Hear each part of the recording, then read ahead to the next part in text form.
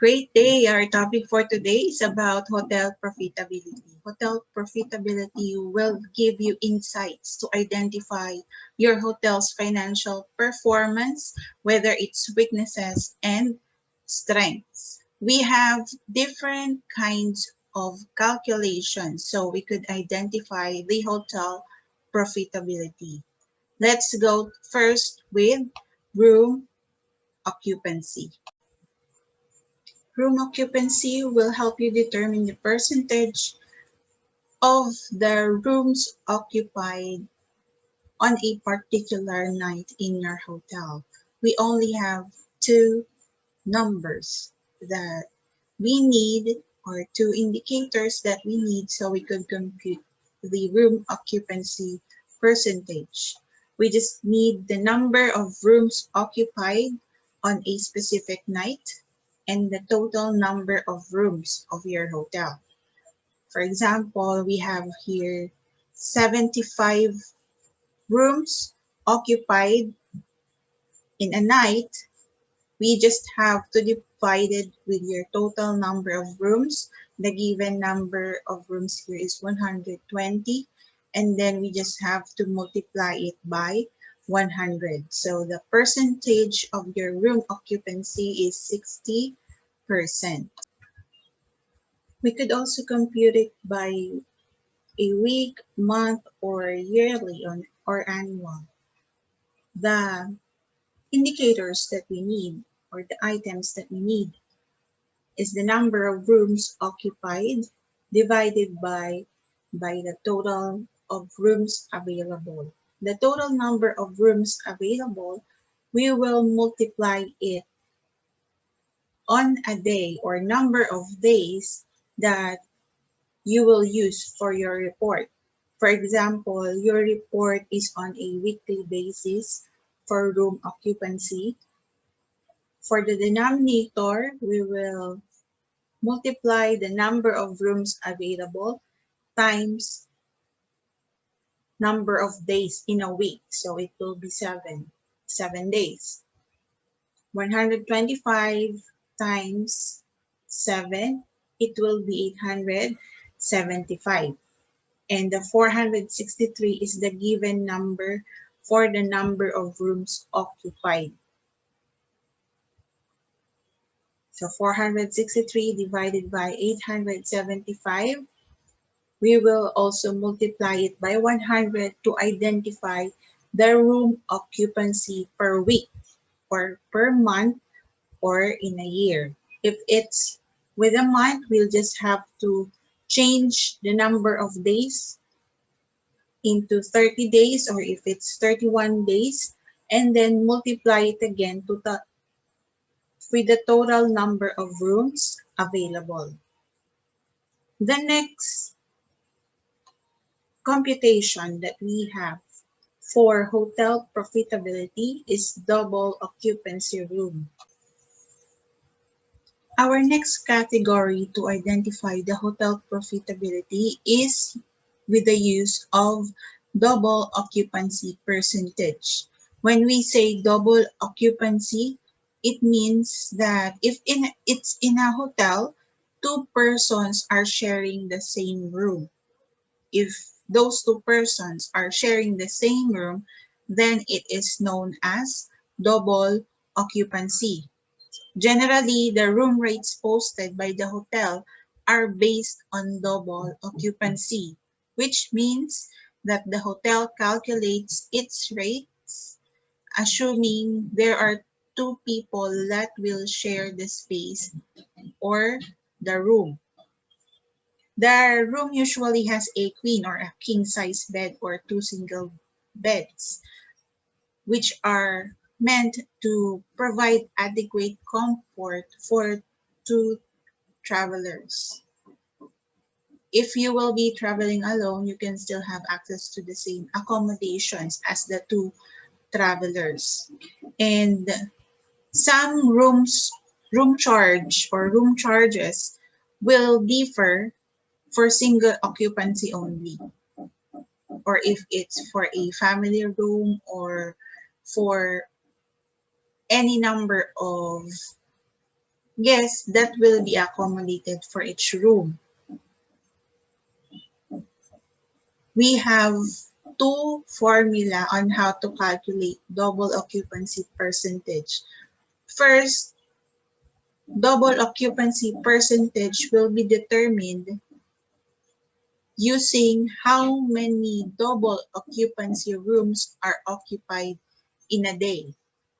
We will discuss it first. The formula for that one is the number of double rooms occupied divided by the number of rooms occupied.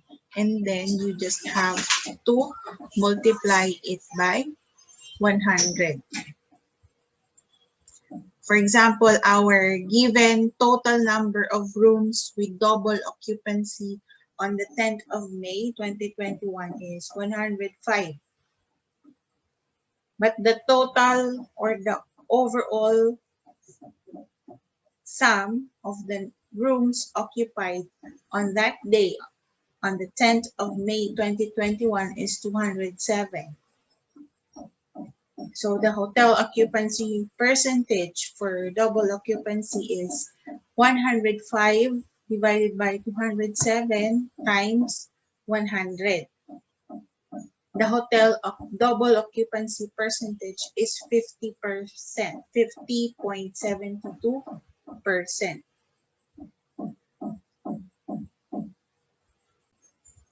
The next formula for double occupancy is through the use of availability of rooms or with the available rooms. The formula is the number of double rooms occupied divided by number of available rooms times 100. For example, the total number of rooms with double occupancy on the 10th of May 2021 is 105. We also have a total number of available rooms on the 10th of May 2021, which is 210. To compute our hotel's double occupancy percentage, we will divide 105 with 210 times 100. So the hotel's double occupancy percentage is 50%. The next formula is about the average rate per room occupied. This is the average rate that we have for each room that was already sold or rented by the guests. The average rate will increase if more expensive rooms are sold or if more rooms are doubled or triple occupied. We just need the room revenue for the period of time, if it's for a week, a month, or daily basis, and the rooms occupied for the period of time. For example, we have $37,640 as a room revenue for a week. And then for a week, we have 463 rooms occupied. We just need to divide it. So we could have the amount, which is $81.30 for the average rate per room. The average daily rate per guest, ito yung mga binabayaran ng mga guests daily. We will compute it using the total revenue for a week, the number of guests accommodated for a week. For example, we have $65,520. We will divide it by 1,050, which is the number of guests accommodated. It will be $62.50 per guest. Average length of stay, ito yung kung gaano kahaba yung ipinag-stay nung isang guest or ng customer. To maximize revenue and increase room occupancy, hotels try to increase the length of stay of customers through advertising and other marketing methods. If customers can be motivated to stay an extra day or two, this will mean more revenue for the hotel. Siyempre, kung gaano kahabang magsistay yung mga guests, mas marami yung magiging profit ng hotel. Kasi magbabayad din sila dun sa mga araw na pinagstay nila. Break-even point, it is a point at which a business will make neither a profit or a loss. For the formula, we have a fixed cost and the contribution margin. For the fixed costs, these are the same regardless the volume of the business. These are the same expenses that will have a fixed rate or fixed amount regardless they have a profit or a loss. For example, their operating expenses or their utility expenses. Contribution margin, these are the average room less or minus the variable cost of having a room occupied. The variable costs for a hotel room are primarily the cost of the housekeeping. This variable cost is always a given number. Meron na siyang given according doon sa mga statement of accounts or income statement or financial report ng mga hotel. Kukunin na lang siya. So sa average room rate less than the variable cost, pag minus silang dalawa, ang magiging total nun will be the contribution margin. To get the break-even point, we will divide the fixed cost with the contribution margin.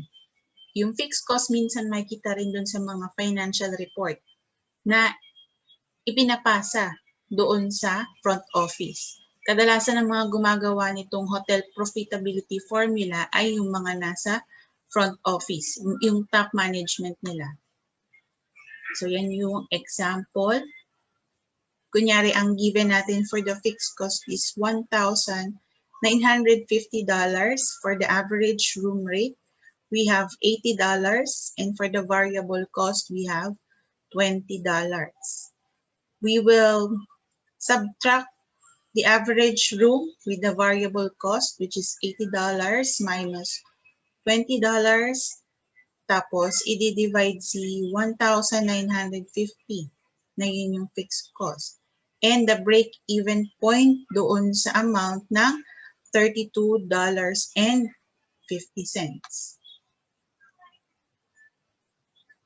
To compute the average room occupancy for the year, we will need the rooms occupied during the given year, the hotel rooms or the total rooms for the hotel, and the number of days per year. We will have to divide the rooms occupied over doon sa answer kapag tinimes na yung total number of rooms ng hotel times 365 days per year. For example, our given is 32,500 rooms occupied in a year. Ang total number of rooms nila ay 125. So 125 times 365 days divided by 32,500. Pag nakuha na yung sagot, ita-times natin sa 100 and yung break-even point percentage ay 71.2%.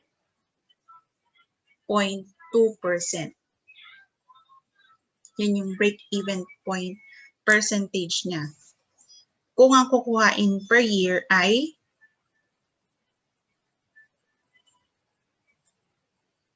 yung kanyang break-even point. For the break-even analysis, it is important managerial tool because it shows the percentage of occupancy that a hotel must have to cover the expenses.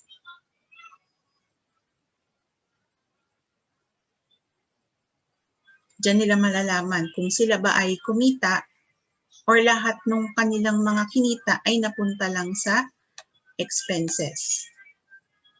The next topic that we have is the reservations for the hotel.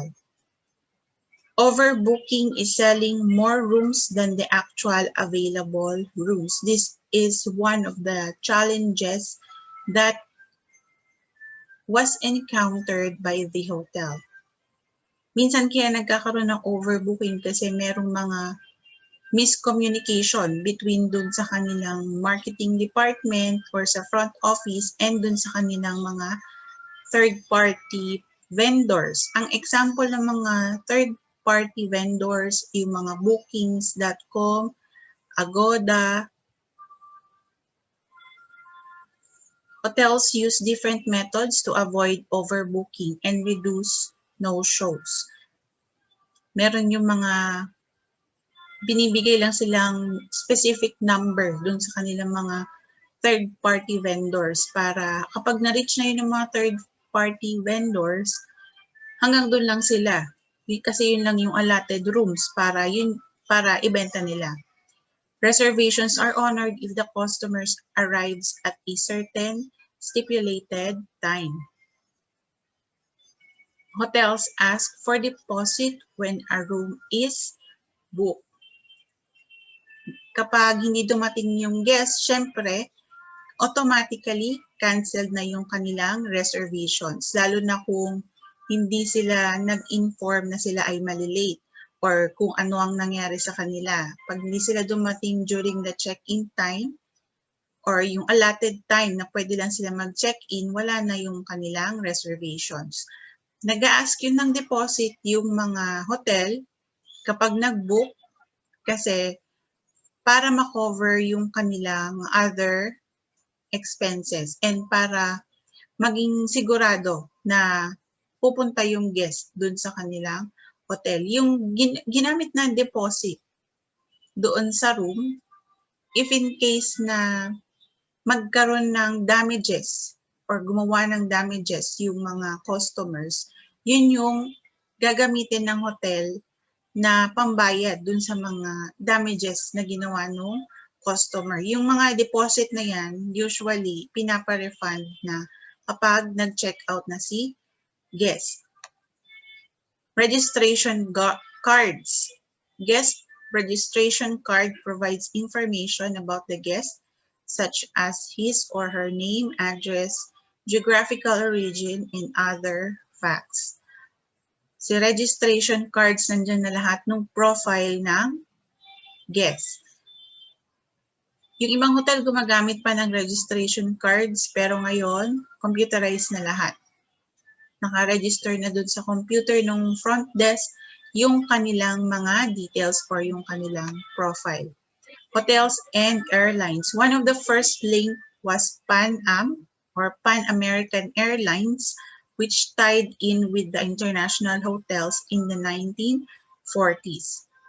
Three major reasons why airline companies linked with hotel. Number one, their desire to protect existing business and develop future business, thus increasing their profit. The expectation that hotel ownership will boost tourism development in their home countries and the desire to expand national culture. Merong mga airlines na pinopromote din yung mga hotel rooms aside sa nagbebenta din sila ng kanilang mga airline tickets or airplane tickets. Bukod dun sa kanilang mismong main product, minamarket din nila yung mga hotel rooms kasi another profit yon para dun sa mga airlines and para mas ma-promote pa nila yung tourism ng kanilang bansa or kung saan sila galing na country. Yung nagpaumpisa niyan yung Pan American Airlines noong 1940s. Frequent flyer links. Frequent flyer programs of airline are also linked to hotel usage. This means that airlines grant airline passenger extra mileage points for staying in participating hotels. Dahil nga magka-partner si airline at saka si hotel nagbibigay ng discount dun sa airline. Tapos, yun yung gagamitin ng airline para pwede siyang makapagbenta ng mga rooms. Pag meron silang mga frequent flyer, yung mga rooms na ibebenta nila, meron ding discount dun sa kanilang mga palaging sumasakay sa airlines nila na guest or passengers. Accommodation promotion. Accommodation establishments promote their properties to tour wholesaler and travel agencies as well as to members of the travel trade. Hotels use direct mail, newspaper, magazines, radios, television establishment, and telephone directories for promotion. Yung kanilang mga hotel, merong mga different kinds of marketing. Merong mga nagpo-post sa mga magazines, radios, television, pero ang pinaka ginagamit for marketing na ngayon is through internet. Pero nakikipag-coordinate sila din sa mga tour wholesaler and travel agencies. Kasi yun na yung magiging katulong nila para mas dumami pa yung kanilang benta for the hotel. Yun yung ating topic for this week. Thank you and have a great day.